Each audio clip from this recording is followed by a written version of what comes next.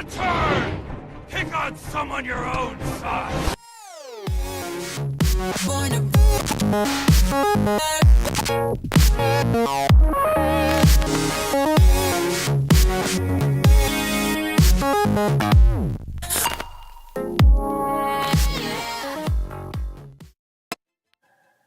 Hey everybody, it's Marshmallow here, and yes, this is gonna be it, my Black Panther movie review. Now you guys know that I didn't like Guardians 2 and Thor Ragnarok as much as I thought I would. To be honest, my expectations were high for both movies, and I was ruined for both movies, right? Or typically, well, kind of ruined, right? I mean, particularly a little bit, right?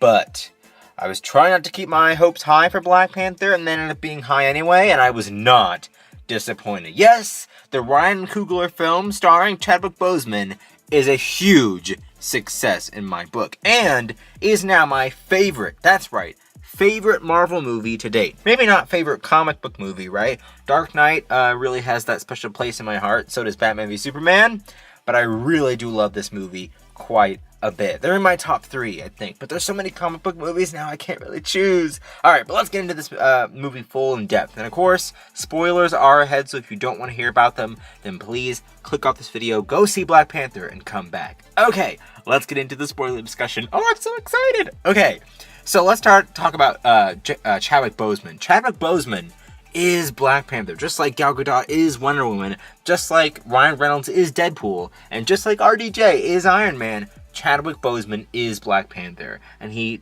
dominates this role like he was born to play it, because he was, right? He does so well in this movie, and I really do think that as a political figure, right, and as a king, they do really well exploring that side of Wakanda, the whole political side of it, and the whole movie has a lot of political statements and a lot of political ideas, which I really do appreciate, because it's not just joke after joke Marvel like we saw in Ragnarok and Guardians 2. There's real issues here. The action sequences, there are not that many action-packed sequences in this movie, but when there are in the movie, they're full force, and they're also very unique and different. I feel like I haven't seen many of these scenes before in a way that makes them feel fresh. But I do have to say one thing though. The way this scene here played out in the movie, where the tree, right, and they looked up and he was there, kind of reminded me of the whole Batman scene from BVS, where that cop looks up and Batman's there, right? Because Batman and Black Panther are so similar, and that's what makes them so cool for me, is that I love both of them, right? Black Panther is one of my favorite Marvel characters, and Batman is one of my favorite DC characters, so it works out really fine. But again, the action is just really, really good, right? Alright, so let's get on to the supporting characters that I loved so much. Man, I just love everybody in here. This is what I live for. Good supporting characters. Black Panther's sister Shuri was really good, right? M'Baku was really good, right? And I cannot remember, unfortunately, I cannot remember the name of the general, which is sad because she was my favorite character, but I can't remember her name. It's really hard to remember characters' names sometimes. But she was fantastic. She was so good. And I'm also very excited for her to be in Infinity War, because she really deserves it out of all the characters, right? But it was fun seeing this because the technology side of Wakanda was really interesting too, of how they weaved in like their armies and things that, you know, they use spears, right, and things like that. But how they integrate technology is so interesting, you know, and I think it's really cool. Now, I am kind of interested in what's going on in the next movie, because they're already teasing it, right? Ryan Coogler wants to direct it. Kevin Feige wants him to, right? So Black Panther 2 is going to happen. But there's so much to explore with this movie that at times it feels like it's too big of a concept. Like with Zootopia, the world building there is just so spectacularly huge, where it's the same thing here in Black Panther. There's so much to explore that we don't get to. So I love the idea of them keeping it grounded, and that's why Black Panther 2 should happen. I mean, there's a lot here. Even M'Baku's clan, his territory was so interesting. We only got to see glimpses of it.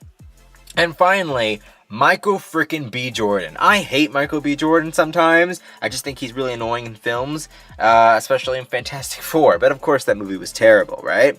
But here, he proves me wrong that I think he's a bad actor, right? Well, maybe not a bad actor, he's just not a great one, right? But here, he proves me wrong. It was so easy to hate this character, and I loved to hate him, right? Marvel hasn't really been great with their villains as of recently, and this villain, ooh, Killmonger was so good. It was so great seeing him take over everything, right? Burning the roots, right, in the temple, right?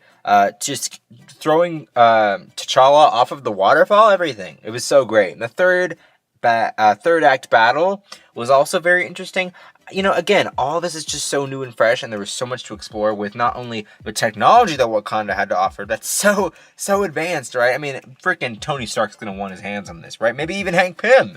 Ooh, watch out, Wakanda. You might have some more thieves on your hands. Well, maybe not Tony Stark, right? But we do know Scott Lang has a history of thieving, right? But anyway, the third act, there was so much to explore in Wakanda. There was so much to explore with its technology that the way that they integrated it into the third act battle was so unique, right? I guess I've been saying that a lot, but it was really unique.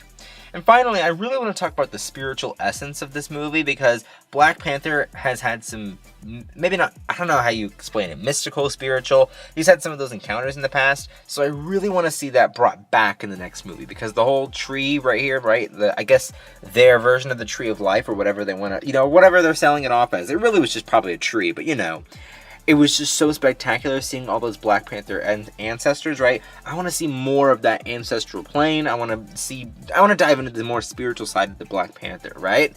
That would be really cool for the next movie. And finally, again, the political ideas are so well thought out in this movie that it really makes you feel like Marvel has a purpose within this film, rather than making you try to laugh every 5 seconds, right, while integrating a battle, right, or action sequence. This movie rises up to the sophistication that I wanted Marvel to achieve, right? I really think that more serious, more story-driven movies like this in the comic book genre is what's going to keep the comic book genre around. So what do you guys think about Black Panther? Do you agree with some of my statements about this movie? And is it your favorite Marvel movie? I mean, this movie is just so well done. And what do you think about Ryan Coogler directing Black Panther 2? There's a lot to think about of this movie. There's a lot to think about in the discussion down below. And don't forget to do that. Don't forget to also like this video, favorite this video, and as always, don't forget to subscribe. And as always, I will see you guys later for some more videos that I'm planning. And I will see you guys then. Bye-bye.